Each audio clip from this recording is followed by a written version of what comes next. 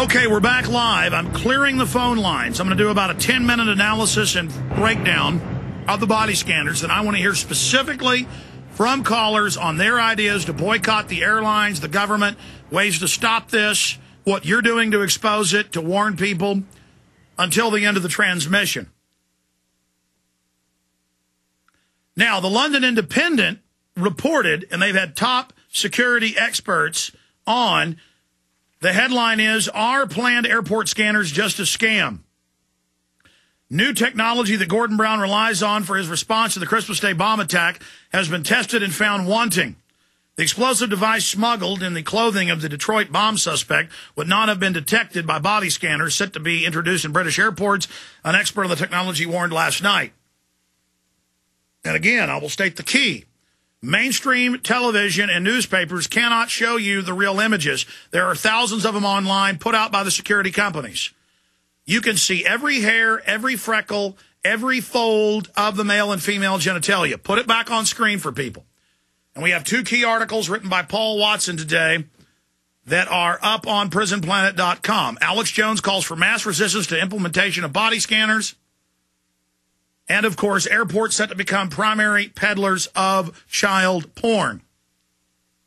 And we show you what the scanners really do, and you need to show everybody you know.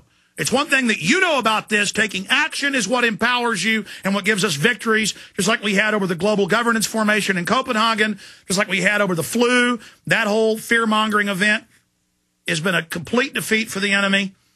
All the evidence and lawsuits and their attempts in New York and Massachusetts to make it law, to make you take the shot, failed. They tried to set that precedent. They failed. And if you take action, they will fail again. Now, there's another key story we posted at prisonplanet.com, and I've seen countless reports the last 2 years from universities and top scientists. We're lining a bunch of them up for the show. Full body scanners to fry travelers with radiation. The studies show that the X-ray type radiation is high-powered and can break up the DNA strands in the body. No kidding. It's also dangerous for the operators that run these systems. But again, I just showed you that photo of the naked woman in the body scanner. They always show the images on the news of someone with a gun or a knife. With these scans, the image is everyone that's scanned is guilty. That's the subconscious image that is put out there. I also want to add that the new body scanners break child porn laws in England and clearly in the U.S., and the London Guardian and the government admits that. Here's the article from the Guardian.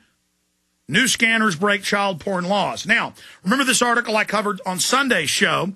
Microsoft seeks patent for office spy software where everyone will wear a bracelet that tracks their heart rate, their mood, a earpiece that tracks their brain waves. This is medicalizing everything, making everyone be medically listed for something. They want to make all new cars. I saw this 6 years ago, GM, Toyota, with a digital camera scanner that picks up signs in the face of you're tired. It will dial the cell phone in the OnStar system and call police to come arrest you. I know people arrest and charged with DWI-like crimes all over the country. I know people personally in Austin for the cops saying they're tired. You get off work at 4 a.m., they say, "Hey, you tired?" "Yeah, I'm tired." Boom, handcuffs, making everybody a criminal. Also, these are similar radiation to CT scans, CAT scans. They're putting in airports passive brain scanners at a distance that pick up your brain waves. That's been done in multiple airports around the U.S. and Europe since 2002. CBS News also reports new focus on danger of CT scans. Again, we mentioned how Chertoff and others are making millions of dollars apiece, billions total, off of, as the head of Homeland Security and the new head of Homeland Security, ordering these when they're also invested in the companies. That's in the Boston Globe as well. Meanwhile, the TSA is countering. Washington Post tries to assuage privacy concerns about full body scans. Already shoeless, beltless, it has come to this, and waterless. More beleaguered air passengers will be holding their legs apart, raising their arms, and effectively bearing it all as they pass through U.S. airport security checkpoints for the full body scan. And notice, they could have you put your hands out or out and down to get the scan. It's hands up, the symbol of I submit, I'm a criminal. That's the psychological message there. And so they're now trying to say, oh, we're protecting you. Oh, we're taking care of you. Oh, we've enslaved you for your own good. Obama's playing the part of the big daddy out there saving us, doing this for all our own good. He doesn't want it to happen, but they've got top U.S. generals. I've got 2 articles on that on the news the last 2 days saying an airliner will be blown up in the next 100 days. We will be hit by terrorists. You better give up all your rights. Continuing here, I'm going to keep putting that image of the naked woman in the scanner, cutting to another TSA photo of a woman in the scanner with the man looking at the scanner of her naked body with a smile on his face. A picture does tell 1,000,000 words, not 1,000. Continuing. They are isolating us all. They are training us to be hopeless. They are training us to submit to them. They are training us incrementally. No water, no milk, no baby food. No shampoo, take your belt off, take your shoes off, all acts of submission. Now you have to put your hands in your lap on the flight. Can't put a blanket over your lap. There's national events if somebody has diarrhea in the head on the airplanes. Obama's notified of a man in there for 20 minutes defecating. Again, just this culture of fear and everybody's scared and only Big Brother can save us. As they profit off of the control systems, not only at the top, but all these blue-collar workers that can't get jobs now can get jobs in the TSA, which admits they're rolling out nationwide and in England as well with mobile body scanners, pulling up to bars, forcing everyone through it, arresting people for no reason. There was an Austin case a few years ago, and it goes on all over Texas, where they come into, in one case, the Radisson Hotel. The guy was a business traveler. They watched him drink 3 beers at the counter. They arrested him for intoxication when he was at a hotel, didn't even have a car. Again, all about getting us in the system, making everyone a criminal. Conditioning us to accept all of this abuse, setting up the face scanning cameras, the license plate reading cameras. They biometrically scan you with this body scanning system. Now they can, with passive scanners on the streets, already going in, shoot through your clothes and get your true identity because they match the scan with your personal ID when you go through the plane, when you go through the checkpoint.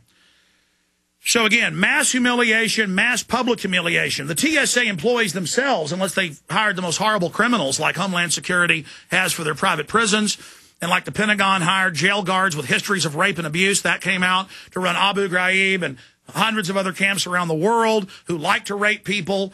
The sexualization of torture, that all came out. All the torture based around raping people's children in front of them. The Army's own report, General Tagumba's own report. In fact, pull up Army's report on torture, MSNBC, General Tagumba, put that on screen. People won't believe it. Raping children with battery acid, raping children in front of their parents. You go read the Army's own report. Okay, so we have all of that going on. We need to discuss how we boycott them, the most successful and focused way to do it. I will not be taking any pleasure flights. I never do anyways. I've never allowed my children to fly because stuff like this could happen. They could be tasered, they could be killed, anything. But you need to cut back on business, do more teleconferencing. Let the airlines know every time you don't fly, you did it because of this. Because here's the key to the legalese. They say it's a privilege to drive a car. They say it's a privilege to fly, a privilege to own a gun. All of that is a lie. In the 1920s, heavy trucks began to drive on the roads. So they went to people in New Jersey and New York State and said, don't you want a tax on these truckers making all this money? The public said, oh, yes, we don't want them making money. We're greedy. You know, they played that psychological divide and conquer tactic. And so they made truckers get a license.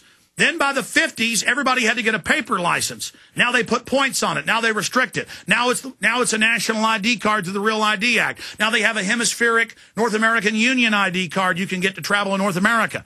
We're already going into this system. Commerce on the roads, they've passed laws, is a privilege to go get a commercial driver's license, not to get the regular license. But same thing with the airports.